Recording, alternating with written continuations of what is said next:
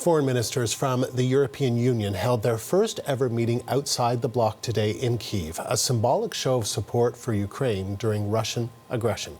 The CBC's Margaret Evans reports.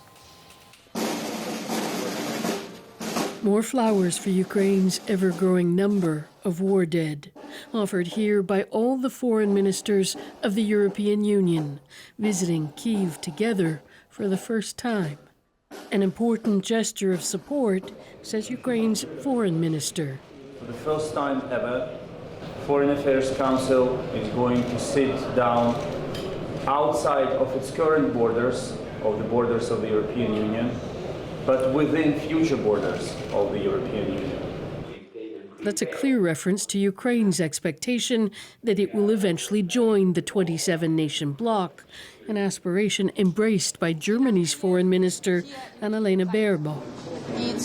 Ukraine's future lies in the European Union, she says, in our community of freedom, and it will soon stretch from Lisbon to Luhansk.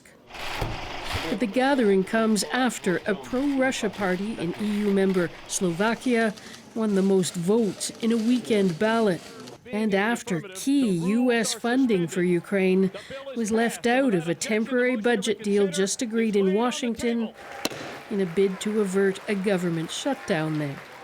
Russia picked up its oft-repeated claim that the West will get tired of supporting Ukraine. And this fatigue will lead to a fragmentation of the political establishment and a rise in infighting, said Kremlin spokesman Dmitry Peskov.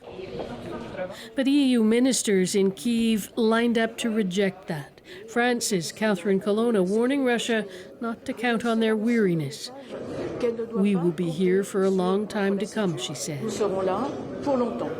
And in the coming months, the EU's foreign policy chief wants member states to agree on some $5 billion worth of military aid for Ukraine in 2024. Our resolve to support the fight of freedom and independence of Ukraine is firm and will continue. It was, he said, an existential battle for Europe as well. Margaret Evans, CBC News, London.